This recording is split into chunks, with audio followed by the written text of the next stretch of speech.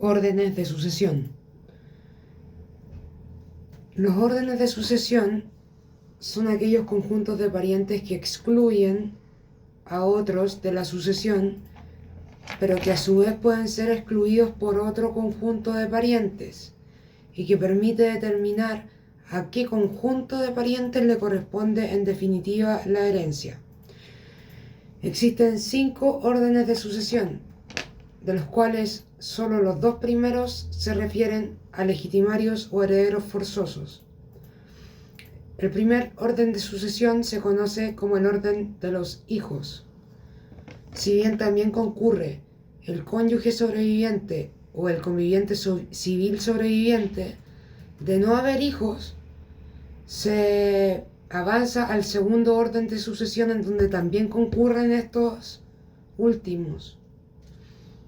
Bueno, el segundo orden de sucesión es del cónyuge conviviente civil y de los ascendientes. En cuanto al tercero, de los hermanos. El cuarto, los colaterales. Y el quinto, el fisco. Decíamos entonces que en los primeros 2 solo concurren herederos legitimarios o forzosos, y que a partir del tercer orden los herederos no tienen dicha calidad. Por ello, el causante puede disponer de sus bienes en favor de personas distintas de aquellas llamadas en el tercer, cuarto y quinto orden. Bueno, y algo que si pregunta el profesor, que siempre lo explica así: la masa de bienes se divide en 4. Esto lo dice el artículo 1184. Y de esas 4 partes, 2 son para la legítima rigorosa o mitad legitimaria, una corresponde a la cuarta de mejoras y la última a la cuarta de libre disposición. Avanzando entonces, primer orden de sucesión. Decíamos que se conoce como el orden de los hijos, no obstante también concurre el cónyuge sobreviviente o el conviviente civil sobreviviente. En cuanto a los hijos, estos pueden concurrir personalmente o representados por su descendencia. Aquí aplica, respecto de los hijos, el derecho de representación. Bueno, el artículo 988 redunda o de alguna manera reafirma que los hijos excluyen a todos los otros herederos, a menos de que hubiese un cónyuge o un conviviente civil, que en ese caso concurren con los hijos. De los demás, se excluyen todos los demás si es que existen hijos. Además de haber hijos, ellos fijan el orden sucesorio. Si no hay hijos, se pasa al siguiente orden. Importante, cuando hablamos de hijos, ¿a quién nos referimos? A los hijos de filiación determinada, a los hijos adoptados. También nos referimos a la descendencia de los hijos, en virtud del derecho de representación. Y puede concurrir también el cónyuge sobreviviente o conviviente civil sobreviviente, pero siempre existiendo hijos. De lo contrario, no puede. Ya, entonces, si hablamos de los hijos, sabemos que en el primer orden de sucesión los hijos son considerados herederos determinantes, y respecto de ellos opera el derecho de representación. No así respecto del cónyuge o conviviente civil sobreviviente. Ahora, ¿cómo se reparte la herencia entre ellos? Existen varios escenarios. Si es que concurren solo los hijos, se divide en partes iguales. Si concurre un hijo más el cónyuge o conviviente civil sobreviviente, se reparte en mitades.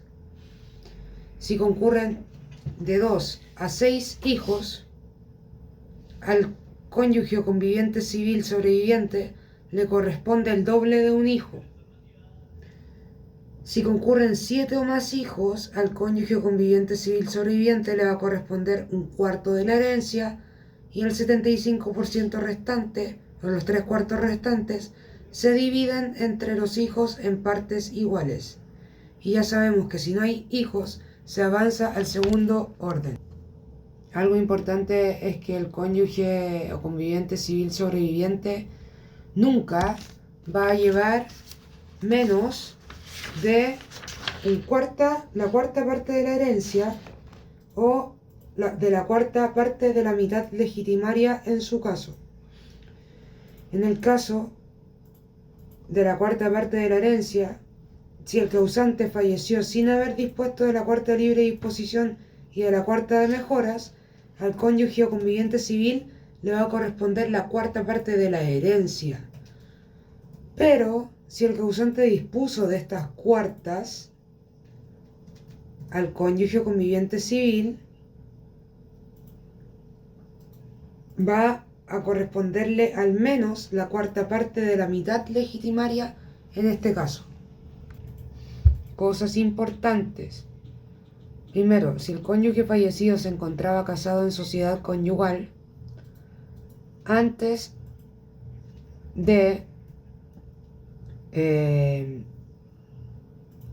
suceder, hay que liquidar la sociedad conyugal y asignarle al cónyuge sobreviviente la mitad de los gananciales. Cuando hablamos de sociedad conyugal, sabemos que van a existir gananciales y esos gananciales al liquidarse se dividen por mitades.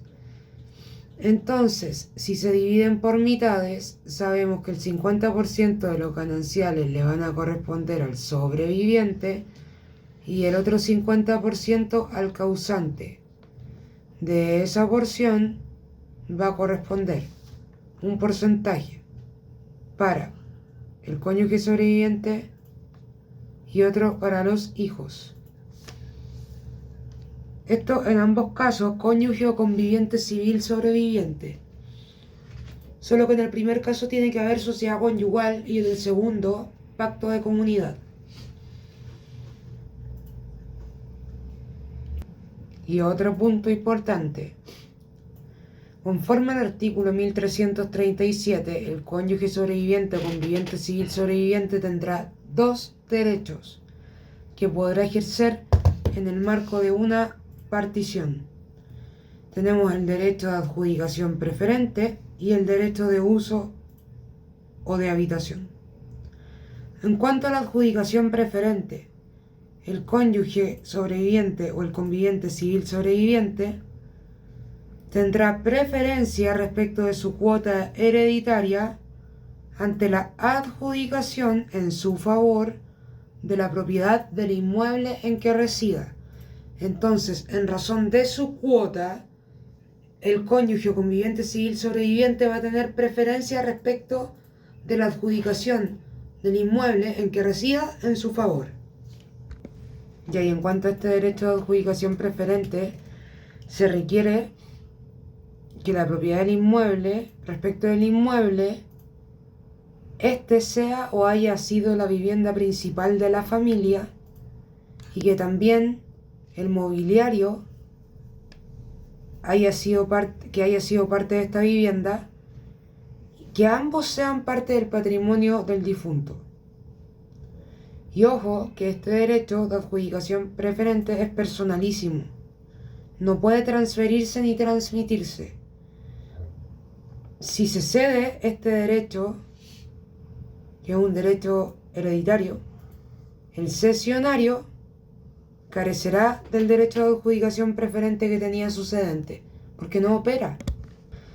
Bueno, y el segundo derecho que tiene el cónyuge sobreviviente o el conviviente civil sobreviviente es el derecho de uso o de habitación.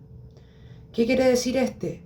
Que si el valor total de los bienes excede de la cuota hereditaria del cónyuge o conviviente civil sobreviviente, éste podrá pedir que sobre las cosas que no le sean adjudicadas en propiedad se constituya en su favor derecho de habitación o de uso, según la naturaleza de las cosas, de carácter gratuito y vitalicio.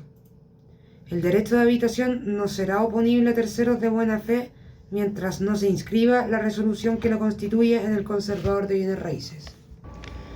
El segundo orden de sucesión es del cónyuge sobreviviente o conviviente civil sobreviviente y de los ascendientes, regulado en el artículo 989 del Código Civil.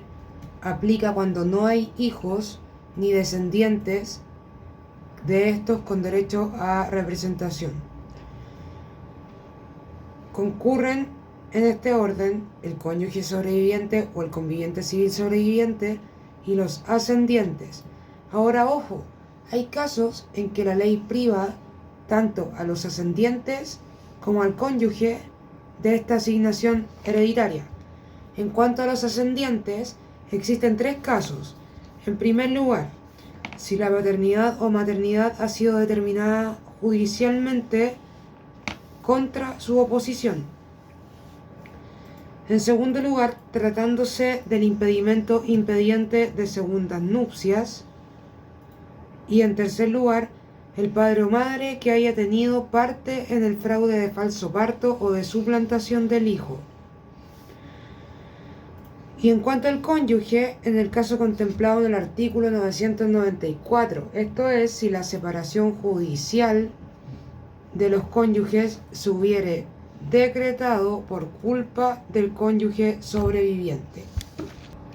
Bueno, y en cuanto a la distribución del segundo orden, pueden existir varios escenarios. Cuando la distribución se hace entre ascendientes del grado más próximo, se reparte en partes iguales.